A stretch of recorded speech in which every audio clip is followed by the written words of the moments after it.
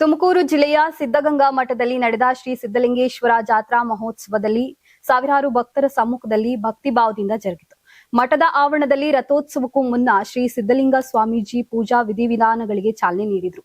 ಬಳಿಕ ಸುಮಾರು 100 ಅಡಿ ಎತ್ತರದ ಭವ್ಯ ರಥವನ್ನ ಭಕ್ತರು ಭಕ್ತಿಭಾವದಿಂದ ಎಳೆದು ಪುನೀತರಾದರು.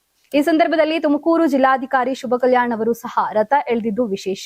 ಇನ್ನು ರಥೋತ್ಸವ ಆರಂಭವಾಗುವುದಕ್ಕೂ ಮೊದಲು ಅಡ್ಡಪಲ್ಲಕ್ಕಿ ಉತ್ಸವದಲ್ಲಿ ಶ್ರೀ ಸಿದ್ಧಲಿಂಗೇಶ್ವರ ಸ್ವಾಮೀಜಿಯ ಮೆರವಣಿಗೆ ನಡೆಯಿತು. ಮಠದಲ್ಲಿ ಆವರಣದಲ್ಲಿರುವ ಹಿರಿಯ ಸ್ವಾಮೀಜಿಗಳ ಗುದ್ದುಗೆ ಬಳಿಯೂ ತೆರಳಿ ಅಡ್ಡಪಲ್ಲಕ್ಕಿ ಮೆರವಣಿಗೆ ಮಾಡಲಾಯಿತು.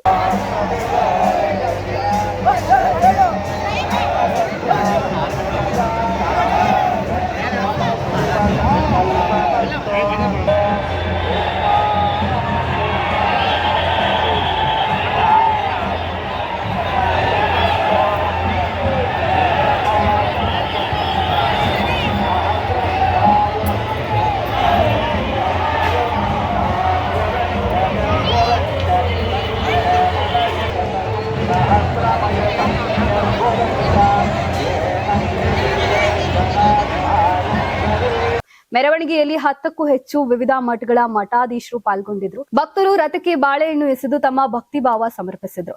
ಬಾಲಕಿಯೊಬ್ಬಳು ಬಾಳೆಹಣ್ಣಿನ ಮೇಲೆ ನಾನು ವೈದ್ಯನಾಗಬೇಕು ಎಂಬ ಆಸೆಯನ್ನ ವ್ಯಕ್ತಪಡಿಸಿ ಭಕ್ತಿಭಾವ ಸಮರ್ಪಣೆ ಮಾಡಿದ್ದು ವಿಶೇಷವಾಗಿತ್ತು.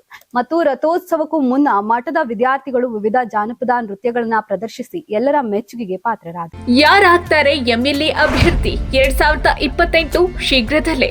ಪ್ರತಿದಿನ ಒಂದೊಂದು ಕ್ಷೇತ್ರದ ಟಿಕೆಟ್ ಆಕಾಂಕ್ಷಿಗಳ ಸಂಪೂರ್ಣ ಮಾಹಿತಿ ಪೊಲಿಟಿಕಲ್ ಜರ್ನಲಿಸ್ಟ್ ಕೆಎಂ ಶಿವಕುಮಾರ್ ಅವರಿಂದ. ಕರ್ನಾಟಕದ ನಂಬರ್ 1 ಡಿಜಿಟಲ್ ಮೀಡಿಯಾ ನಿಮ್ಮ ನೆಚ್ಚಿನ ಕರ್ನಾಟಕ ಟಿವಿಯಲ್ಲಿ ಮಾತ್ರ. ನೀವು ಸಣ್ಣ ಆಗ್ಬೇಕಲ್ವಾ? ಅದು ಒಂದು ಉತ್ತಮ ಆಹಾರದಿಂದ ಸಣ್ಣ ಆಗ್ಬೇಕಲ್ವಾ? ಪ್ರತಿದಿನ ನಮ್ಮ ಜೀನಿ ಸ್ಲಿಮ್ ನ ಯೂಸ್ ಮಾಡಿ ಯಾವುದೇ ಸೈಡ್ ಎಫೆಕ್ಟ್ ಇಲ್ದಂಗೆ ನೀವು ಸಣ್ಣ ಆಗ್ತೀರಾ.